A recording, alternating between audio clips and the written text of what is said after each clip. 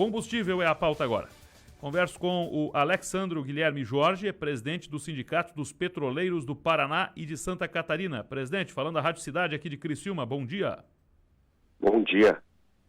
O que podemos dizer da situação atual envolvendo o preço dos combustíveis? Nós notamos aqui na nossa região, por exemplo, sul de Santa Catarina, que houve de parte de um grupo de revendedores um acréscimo para depois absorver a redução anunciada pela Petrobras. Essa redução já está absorvida em geral? Qual é o impacto no mercado? Qual é a leitura que vocês fazem?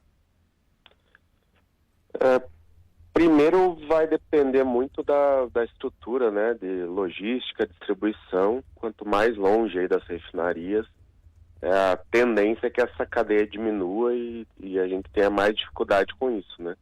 E com a privatização da BR Distribuidora, a Petrobras não chega mais na ponta, né? Então, vai variar muito. Por exemplo, eu estou em São Paulo hoje, aqui já está na casa dos R$4, né? O preço da gasolina, por exemplo, né?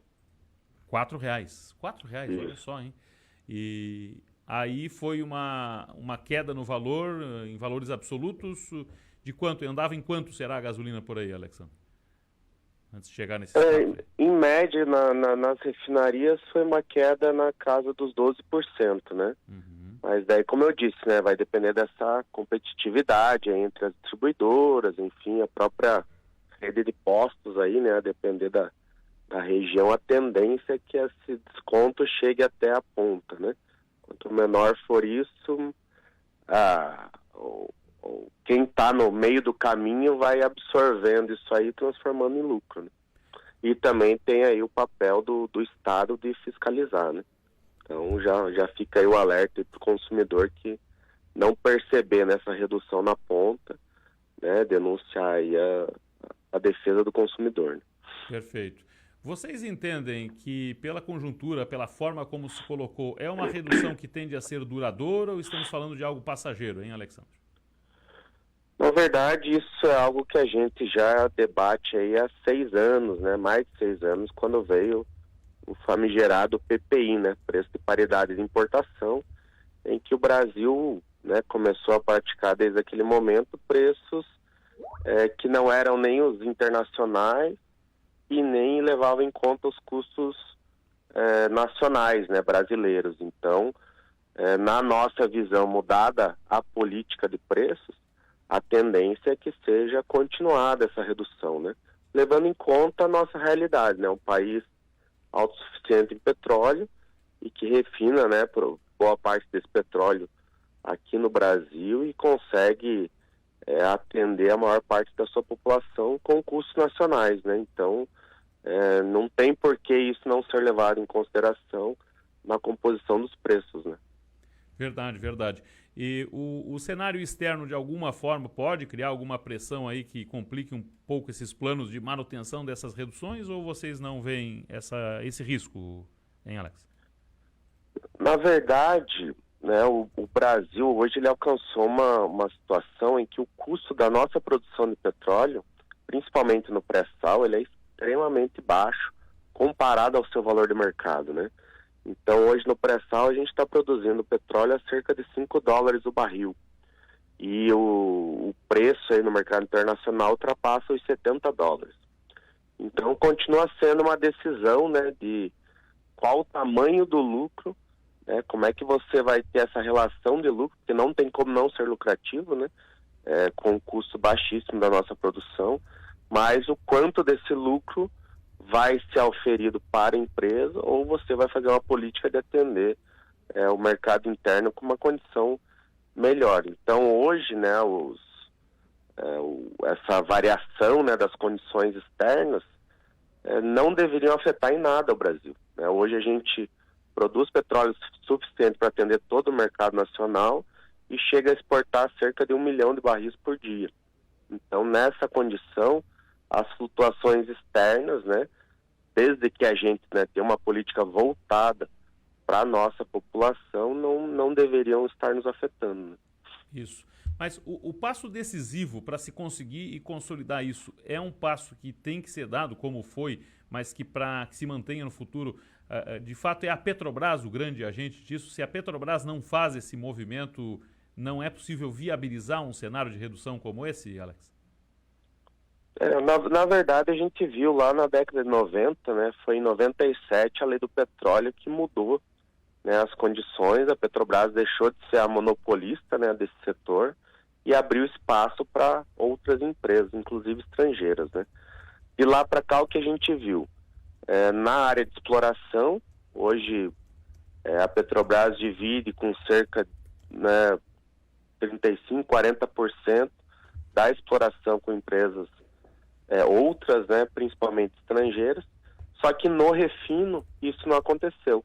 Os investimentos não vieram, né, infelizmente.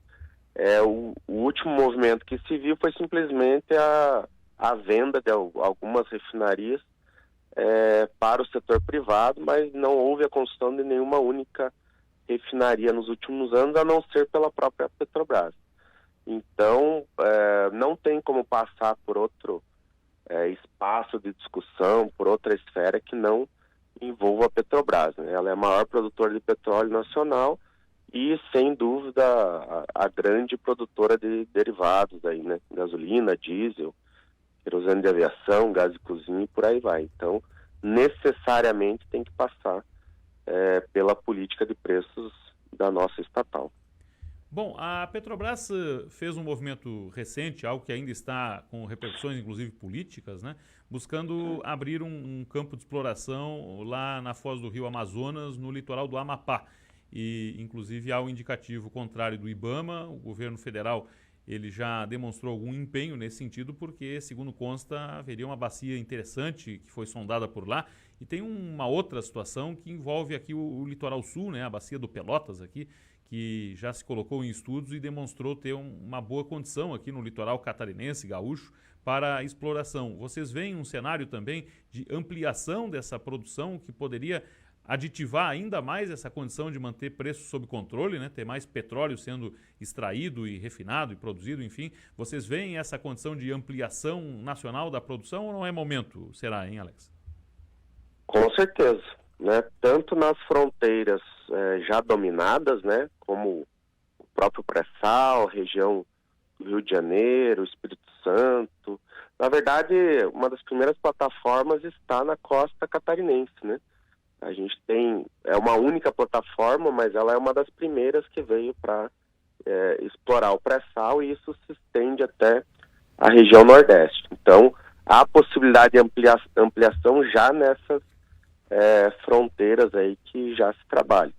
Para além disso, tem essas novas fronteiras, e essa discussão, né, para ambiental, para nós é muito cara, mas eu sou engenheiro, né?